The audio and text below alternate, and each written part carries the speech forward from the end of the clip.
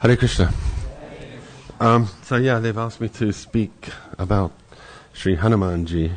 Yesterday was his appearance day, so it's appropriate. So what I'm going to do is recount some of his glorious pastimes, and the lessons that we can learn from this very great devotee, who's also known as Vajrangaji, limbs like thunderbolts. So I just read something about Prabhupada as I was researching, a little bit about Hanuman. He said that they're trying to establish Ram Raj. He said, but really what they want is Ram Raj without Ram. They just want the kingdom of God without God. And he said that, so what they're actually trying to do is establish the kingdom of Ravana, because they want to enjoy. And, this was in a conversation. And he said, and if that happens, then Hanumanji will have to come again and destroy all of them, just like he did last time. So we might be seeing Hanuman coming back. But that would be nice. We don't mind being destroyed by Hanuman. All right. I was going to start just by talking a little bit about Hanuman's appearance. There's different accounts, of course, because of Lord Ram appears again and again in different ages. His last appearance was in Treta Yuga. Some say even a previous Treta Yuga, but even if we say he appeared in the last Treta Yuga, that was a couple of million years ago.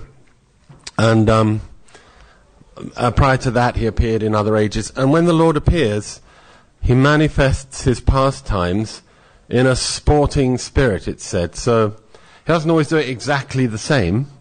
He'll vary things slightly. But one thing that doesn't change is his eternal associates. They always accompany him. And foremost among them, chief among his servants, Lord Ram's servants, is of course Hanuman.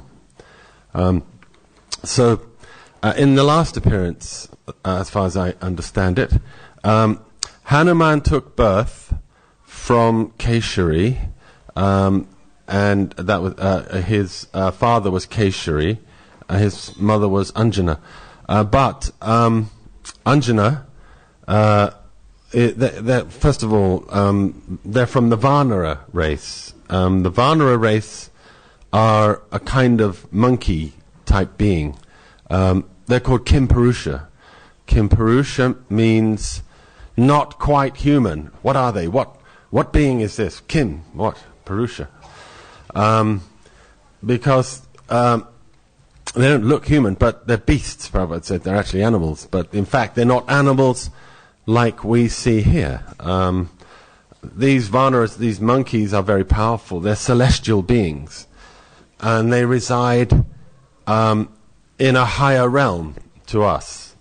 That is to say, Kimpurush Varsha. Kimpurush Varsha, you won't be able to find it. It's a heavenly region. Bhima went there. We can talk about that perhaps if we've got time. And there he found Hanuman. But by and large, we won't find, we will not be able to travel to that place. But it exists. It's described in the Srimad Bhagavatam, 5th canto. And this is where Hanuman eternally resides. Well, not eternally, but certainly for the duration of this age that we're in. He's living there, glorifying Lord Ram. But in Ram's pastimes, he made his appearance, and Anjana, as a Vanara queen, was a very beautiful lady. And one day she was standing alone, it said. Valmiki describes this, that she was picking flowers or something on the mountainside, and a Vayu happened to see her. And he was very much attracted. So Vayu is the wind god. And so he came down, and by his uniting with Anjana, Hanuman was born. and so he's actually the son of Vayu in this particular pastime. So when he was born, his mother laid him down among some reeds, and he was lying there, and as young children, he was hungry. So you probably heard this story. He was looking up, and he saw the sun, and he thought, oh, this looks tasty. And it's orange and flying in the sky. So he leapt up, intending to sort of grab that. He was so powerful as the son of Vayu, and he was flying through the heavens, intending to seize hold of the sun. Vayu actually accompanied him, blowing cool breezes on his body so that he wasn't incinerated at that point. And as he was proceeding upwards, Rahu was also approaching. Rahu is the shadow planet which covers the sun at the time of the eclipse. He just has... there's just been a full total lunar eclipse actually yesterday. Rahu was doing his thing. and then Vishnu comes with his chakra and chases him away. But this time, he saw Hanuman saw Rahu, and he thought, oh, I'll eat him first. So, and then Rahu was like, whoa, and he ran to Indra to seek shelter. And he said, what's going on? I have been allotted the moon and the sun as my share for my sustenance. And here is someone else coming in my place. So Indra said, don't worry, I'll take care of it.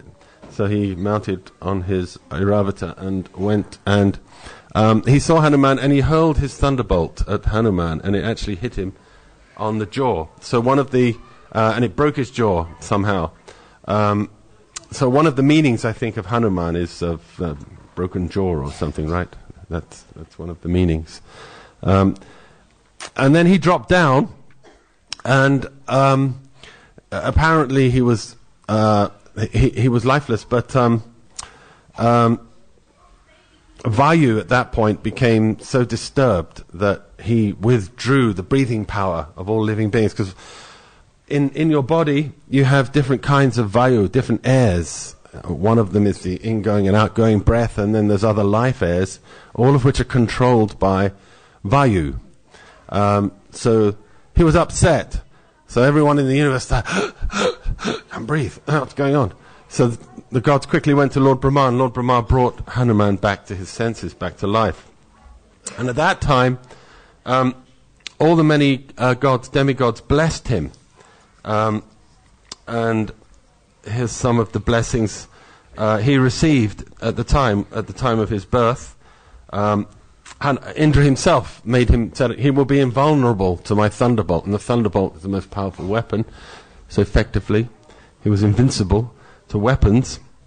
The sun god, I shall bestow on him 100th part of my brilliance. So Hanuman's brilliant like the sun, and he will become the most learned in all scriptures. So Hanuman's famous for he's not just a mighty warrior, Mahavir, very powerful, but he's also a great scholar, a very learned person. So that was a blessing he received actually from the sun god, and Yamaraj granted him invulnerability to his rod, so from death. Kuvera blessed him, he would remain unwearied in battle, and so on. So all the demigods, they gave him these various blessings, which made him very, very powerful indeed. So he's still young, he's only a young monkey, so he then went from there back home, and then he was playful, because monkeys are like that. Then you know their nature, they'll come and snatch things and cause trouble. They can't help it. So he began to cause trouble to the rishis in the area. He would disturb their sacrifices, grab the things they were using, and throw it around and break their ladles and their sacrificial vessels. In the exaltation of his own sort of power and youth and everything. So the rishis became slightly annoyed, but they didn't want to harm him. So they cursed him. You will forget your power, who you are, until someone reminds you. So Hanuman, at that point, he was covered over by the force of that curse. and he forgot who he was, effectively. He's Hanuman with all these powers gifted by the gods. So later, we'll find out. He gets it back. But Hanuman first appears in the Ramayana after Sita has been kidnapped, and Ram and Lakshman set off in search of her. And in the course of their searching, different things happened, and then they were told by Kabanda, I think, a demon whom they killed, that in order to find Sita, you must locate Sugriva, the monkey, the king of the monkeys, king of the Vanaras, and he will help you find Sita. So Ram and Lakshman are wandering, and then they come close to where the Rishyamukha hill, where Sugriva was living. At that time, Sugriva had been kicked out of his kingdom by Vali, his brother, though they'd had some disagreement there, and Vali was much more powerful than Sugriva. So, Sugriva was like hiding in fear of Vali. So they were there. He was there with his ministers, amongst which was Hanuman. And then Ram and Lakshman approached that place, and then Ram was like lamenting, "Oh, Sita, where is she? What's happening? Who's taken her?" He's like, at one point he was so angry, "I'll destroy the entire earth." He's aiming his arrow at the earth, and then Ram said, "Lakshman, no, calm down." He says, "Don't give way to anger. If you do that, the universe is finished. So calm down." So he calmed down, but again he's near this mountain, and he's crying loud, "Oh, Sita, Sita!" He's roaring. And then Sugriva hears that. "What's that noise? Who's that?" And he's fearful, he's thinking, well, has Vali sent someone out to get me? Or is it Vali come to get me? So he said to Hanuman, "Quickly go and find out who this is." So Hanuman immediately left. And this is where he first appears. So he goes, and from a vantage point, he looks down and he sees Ram and Lakshman, and they look like a couple of powerful gods. There's mighty bodies, holding bows, but dressed like ascetics. So it was a bit strange. I was thinking, who can this be? So he went down. He just appeared in a small sort of monkey form, and he went before Ram and Lakshman and asked them who they were. And that you look like two ascetics, but you're carrying bows, and it seems like, are you Brahmins, Kshatriyas, what are you? And then as he looked at them closely, he was able to understand that this is the Supreme Personality of Godhead. Because, after all, Hanuman, he is an eternal servant of the Lord. So, he's able to understand. And actually, here's a lesson, because people see God. I mean, obviously Ram, when he appeared, was visible to everyone, but not everyone could understand his position. God may be revealed, even he comes personally, and he's standing before us. We may not see him. Seeing God is not just an ocular thing. It's not you just with your vision. People always they're always saying, "Oh, can you show me God? And then I'll believe he exists." So, okay, now God is here. I was thinking that the other day. I was writing something for a broadcast I'm doing, and how people always say that. Can you show me God? And I think to myself, well, everything shows me God all the time. Everything is God, but can you see it? Do you have the vision to recognize God? We're always seeing God, but we don't recognize him because we don't have the qualification. To be able to see God requires purity of heart. And therefore, he says, Naham prakasha sarvasya, yoga maya samavrita, that those who lack that, mudhoyam navijanati, that I am covered by my yoga maya potency. He doesn't want to hide. It's not like God doesn't want us to see him, Far from it. That's the very reason why we exist, because he wants us to see him. He wants us to enjoy his beauty, enjoy his opulence, enjoy everything about him, spiritual, with our spiritual senses. He wants that, but what's stopping us from seeing him is our own lack of desire. So therefore, God is invisible only for that reason. And as we become purified, gradually he becomes revealed. We begin to see him present in everything, the universal form. And then gradually we see more. And as our consciousness becomes purified, we will actually see the personality of Godhead face to face. That may take a little time, or it may not. It depends. But for Hanuman, it took no time, because he's an eternal associate of the Lord. He's a Nityasiddha. Those familiar with the term will know that this is a personality who never becomes influenced by Maya, as opposed to Nityabada, into which category I fall, and others. Nityabada means eternally conditioned. So the difference is that those souls who have no inclination to ever turn away from the Lord are called eternally liberated. And Hanuman is in that category. He never becomes lured by Maya. And I'll tell a little story about that in a second also. So at this point he saw and he recognized his eternal master Ram.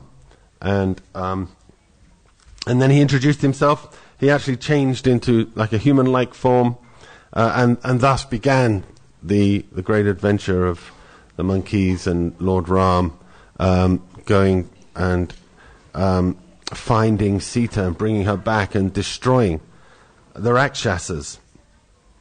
So Hanuman, at this point, he still doesn't really know of his own great power and potency. So that comes soon after this, because after they liaise, after he liaises with Ram and Lakshman, it's the rainy season. So they await the end of that. And at the end of the rainy season, a few months later, they set off searching. Ram asked Sugriva, can you help me find her? He didn't really know where she was. They had some small clues, so they sent monkeys in all directions to find her. And Hanuman went to the south with some other monkeys, and they reached the tip of the land, and then they found out from the vulture, Sampati, was it the name of that vulture? Not Jatayu, the brother. Yeah, Jatayu's brother, another great eagle, who told him that that she was in Lanka. So he'd seen her. This vulture had seen her. So they knew they had to get there, but they were facing the vast ocean. So they were all standing there, just looking out at the sea. So they decided, well, the only way we can really get there is by jumping over the ocean, which was 800 miles, 100 yojanas. So then they were talking among themselves, so who can jump 800 miles? So some of them, well, I can jump 500, I can jump 6, and jump. Jambavan, the bear, was there, and he said, well, I'm old now, I can maybe jump there, but I don't think I could jump back. And so, but then he turned to Hanuman and said, you're sitting silent, Hanuman, why don't you say anything? Because I know that you actually have the power. And then he began to glorify Hanuman. He said that you are actually the son of Vayu, and you've already leapt thousands of miles into the heavens to capture the sun. Don't you remember? And then Hanuman came back to life. Yes, actually, yes, I remember. As per the Rishi's curse stroke blessing, he recalled his great power. So he said, yes, I'll jump to Lanka. and if necessary, I'll uproot the whole city and bring it back with Sita immediately. And then said, no need to do that. Ram's instructions were, just find her and tell him where she is. I said, oh, okay. Because he was very enthusiastic in his service. So then he jumped. Of course, we know this is the famous pastime. He ascended Mount Mahendra. Mount Mahendra was nearby, and you could see the tip of it disappearing into the clouds. So I said, okay, I'll just go onto that mountain. And then he just ran up the side, got on the top, and hurled himself into the sky. And as he did so, the mountain was pressed down into the earth by the power of his leaping. And it's such a beautiful description, actually, of his flying through the air. So let's have a look at that. It said,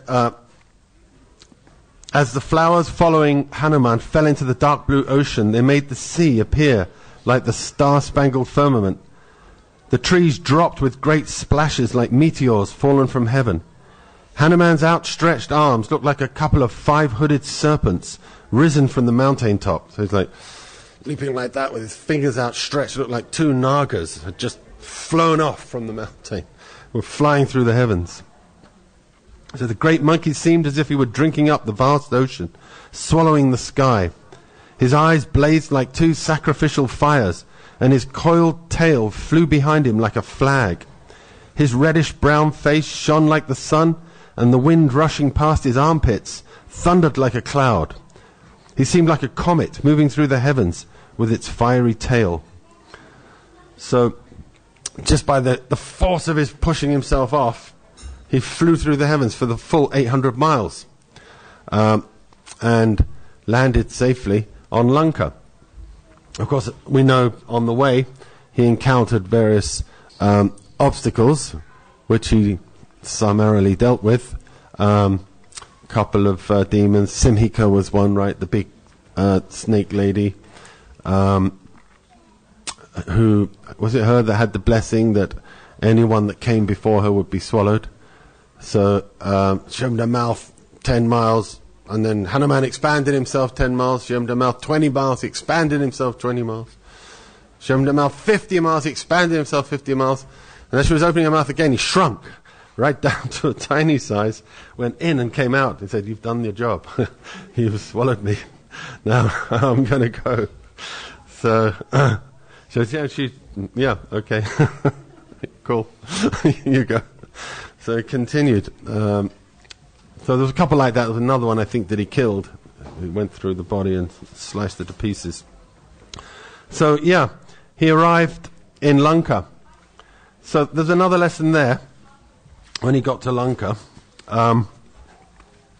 Hanuman, he started searching for her. And he came to Ravan's palace. Ravan's palace is described here. I'll read that in a second. He was he made himself small. He just looked like an ordinary monkey, and he was padding through. And then he saw this like immense palace. Ravan's palace was 8 miles by 4 miles. It's described 1 yojana by half a yojana. So it was a sizable edifice. And he was so he entered. Monkeys can usually go anywhere. It's difficult to stop them. So no one tried, and everyone was asleep. It was late at night. So as he was going through, it's described here. First thing he saw was the Pushpak Bhimana, which Ravan had snatched from his brother. Ravan is the brother of Kuvera. Kuvera is the heavenly treasurer, and whatever that means. I was trying to work that out the other day. He's in charge of the finances of the gods. So he's extremely wealthy, and so his conveyance reflects that wealth. It's an enormous chariot which floats in the sky. It looks like a city, and Ravan had actually stolen that. So, and he had it sort of like just suspended. He said he was. It was just outside the palace. So he saw, whoa. But that was just the beginning. Because then he goes in, And then it says, by his powers of illusion, Hanuman kept himself invisible to all the guards. He then entered Ravan's personal bedchambers. Its floor was covered with slabs of crystal inlaid with figures made of ivory, pearls, diamonds, coral, silver and gold. Large pillars of gems rose up to the roof, which was studded with innumerable jewels, and looked like the star-spangled sky at night. On the walls were carvings of eagles with huge outspread wings. Murals depicting the heavenly planets hung there on the walls, and the floors were covered by large silk carpets embroidered with designs of mountains, forests, and rivers. The odor of celestial foods reached Hanuman's nostrils, calling him like a loved one beckoning a dear relative. He felt all 5 senses being simultaneously attracted by the delights in Ravan's palace. The monkey considered that he had entered the highest abode of paradise. He compared it only to Indra's palace or the abode of Lord Brahma. Fixing his mind upon his purpose, like a consummate yogi meditating on the Supreme, Hanuman continued to search for Sita. So Hanuman he actually exemplifies service. He's the greatest servant. Rupa Goswami gives you names of different devotees who are examples of the different types of bhakti. And when it comes to service, Hanuman is the exemplar. So he's a very great servant. And the quality of a servant is loyalty and determination to please the master. So Hanuman's like that. Here he is, he's surrounded. I mean, if I happened to be in Ravan's palace, I'd be like, gawking. What's this? In all directions, it's just opulence and tremendous wealth. We can't even begin to imagine. It wasn't just that. Then there were the heavenly apsaras, whom Ravan had kidnapped in large number. And they were all over the place in various states of undress and disarray, lying around all over. But Hanuman's like, he's completely fixed on his purpose. He's not deviated at all, or in any way tempted by anything. He's just thinking, I've got to find Sita. I've got to find Sita. This is what Ram wants me to do, and this is what I'm going to do. And nothing could stop him. So even though, these various allurements were present on every single side, he didn't become distracted. So this is explained in the Gita. Vyavasyatmika buddhi, one-pointed intelligence, ekha kurunandana. Bahushakahyanatascha, as opposed to many-branched intelligence. Those who are attracted by these temporary pleasures have many-branched intelligence. But Hanuman's intelligence was completely laser-pointed, laser-fixed on the goal. And then he reaches where Ravan himself is located. And he saw that Ravan, he said that,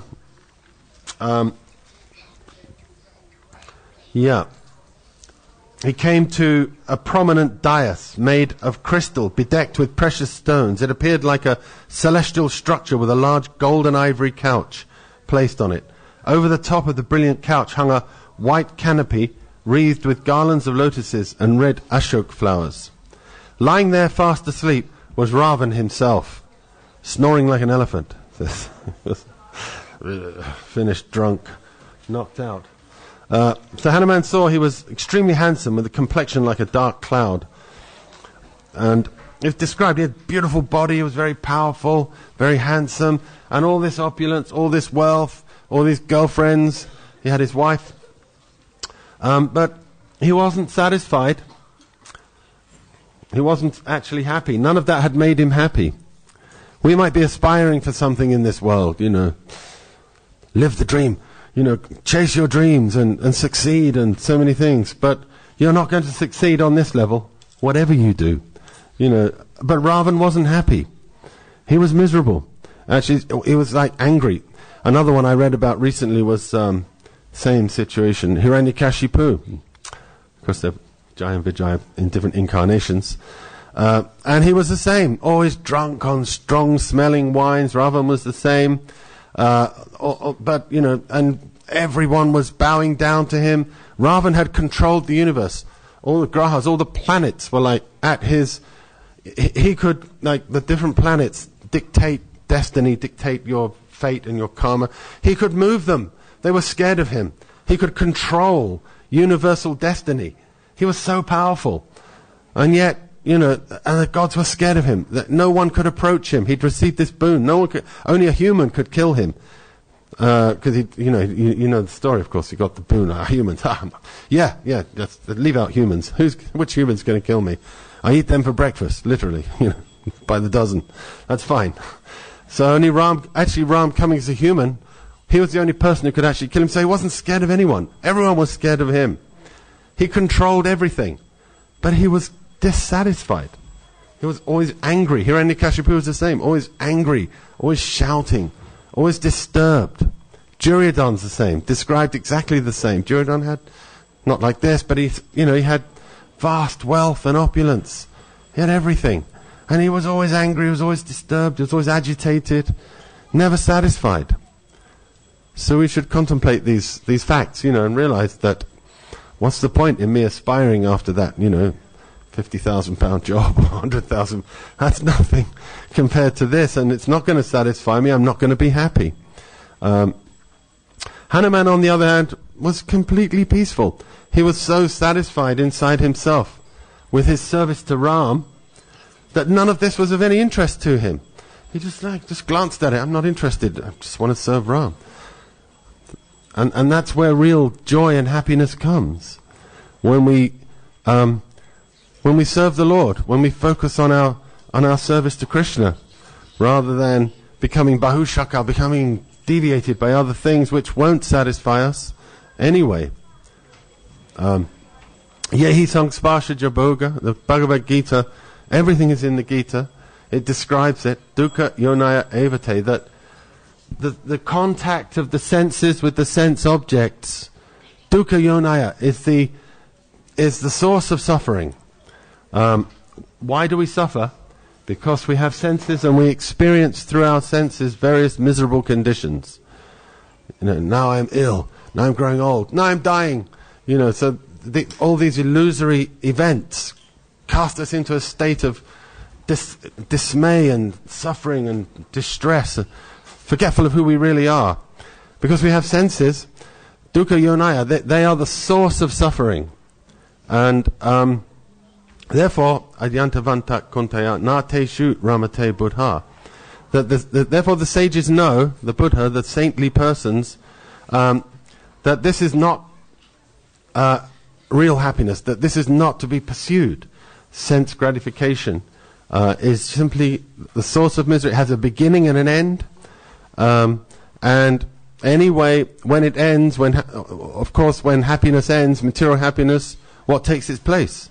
Suffering. So it goes round in a circle all the time. Mostly suffering. Occasional interludes of so-called happiness. So this is the situation. And the saintly persons don't involve themselves in that. Nateshu ramate Buddha. They're more interested in ramante yogana nante, in the real happiness from within. And that happiness is found when we connect with the Lord, like Hanuman, when we connect with our service. Hanuman was charged with the mission of Ram. That's all we have to be. We just have to think, understand what does the Lord want me to do? And do it. And then we'll be happy. It's very simple. I mean, it may not be easy sometimes because we're overwhelmed by passion and ignorance. But it's a straightforward process. That first we ascertain to the best of our understanding and ability what Krishna wants me to do, what Ram wants me to do, and then we do that. And then we'll be peaceful and then we'll be happy. So this was Hanuman. So Hanuman came to Ravan, and sitting next to Ravan, he saw this lady. And first of all, he looks at he looked at him with disgust. Big sense gratifier. He was like, ew. He was repelled by him. He had jewels and diadem and so many things, women all around. But by his side was a lady of astounding beauty, golden complexioned, with exquisitely formed limbs, decorated with jewels and so many things. So when he saw her, he thought, oh, it must be Sita. So like a monkey, he ran up the pillars and jumped down and flipped over, backward somersaults, frontward. And he was like, I found her, but then stopped. Wait, hold on a second. How can that be Sita sitting next to Ravan? She would not do that. She would rather die. There's no possibility.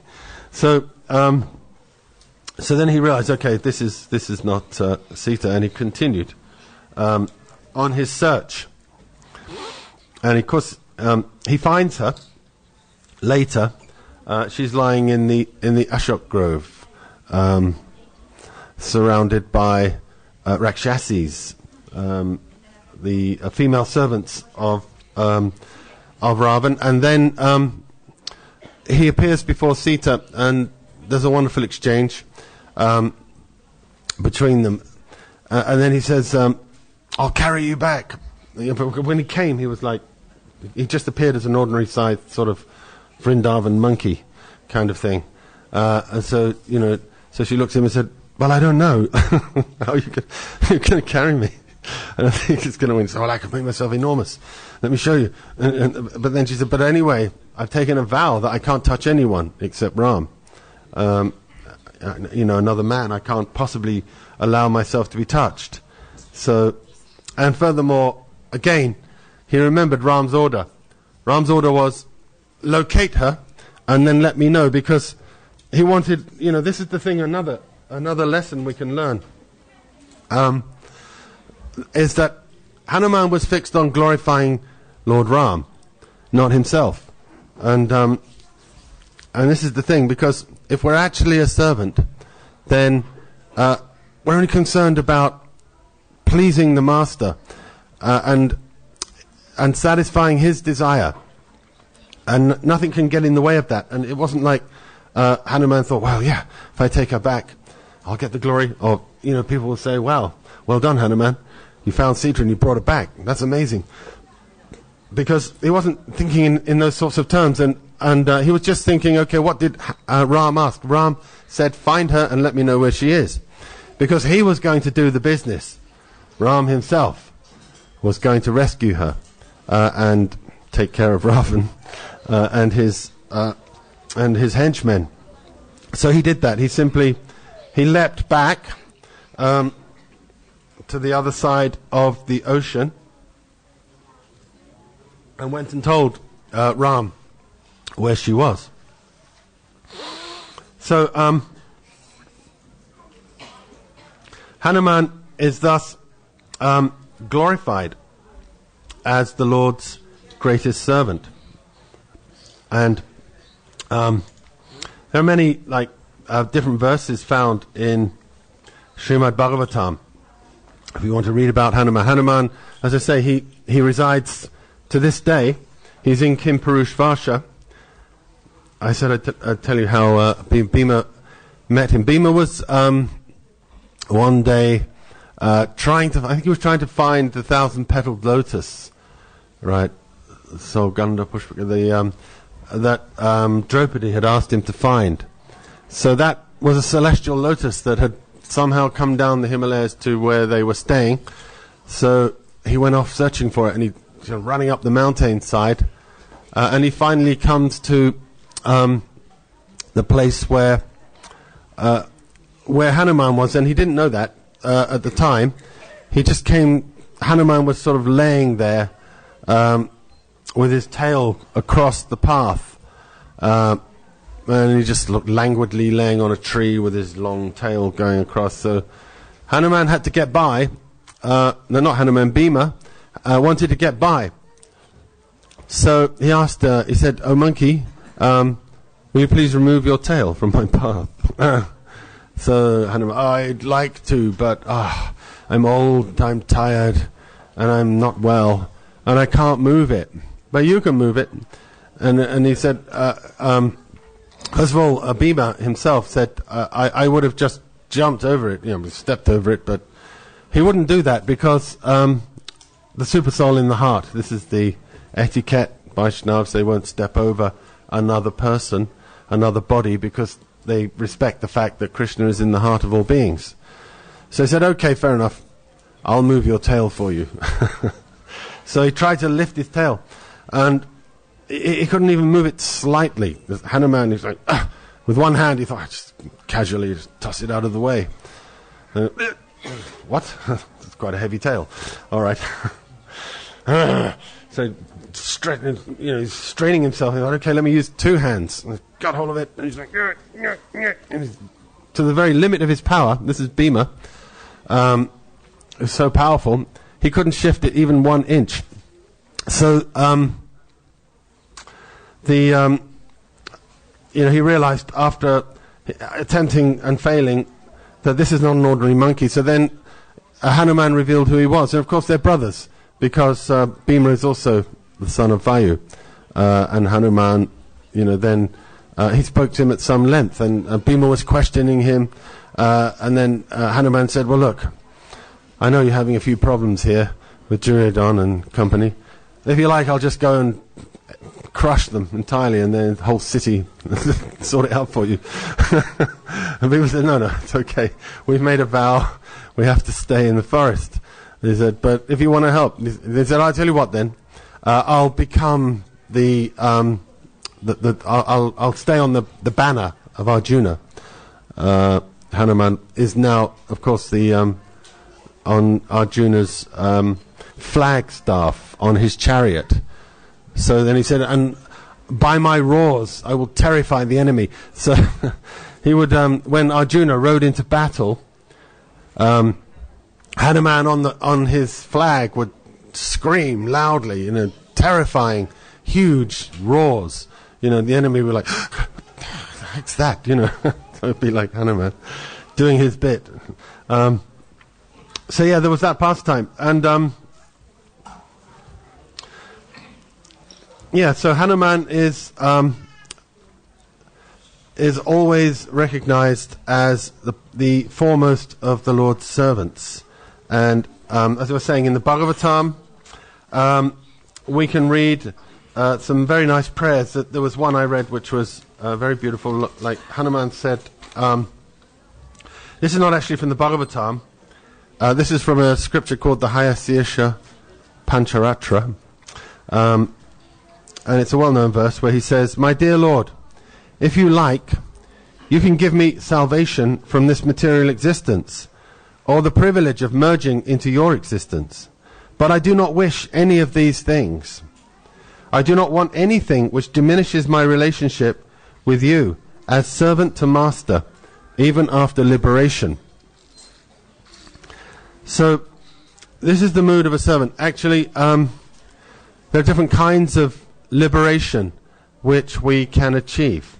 And one of them is Sayujya Mukti. Sayujya Mukti means to merge into the Lord's existence. But devotees are never interested in that, because it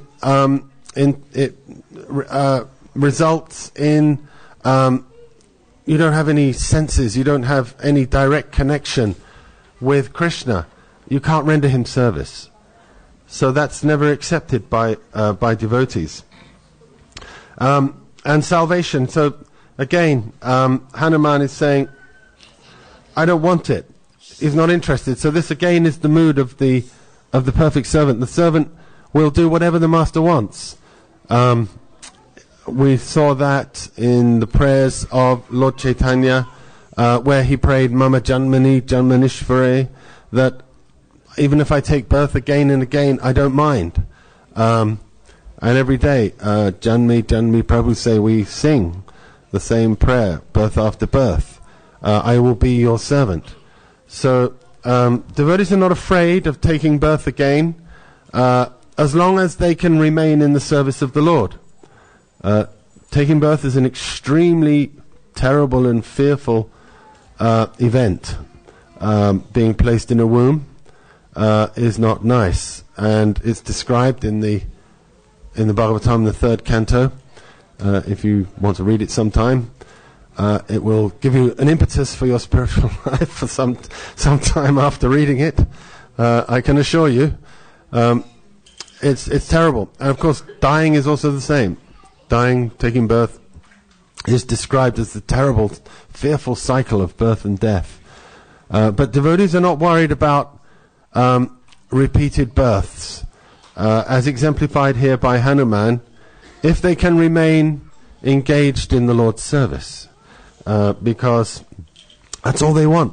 They know that. This is where real happiness comes from. And even that they're not interested in. Even their own happiness is of no importance. The happiness of the Lord is all they seek. So Hanuman makes that prayer, which is a very beautiful.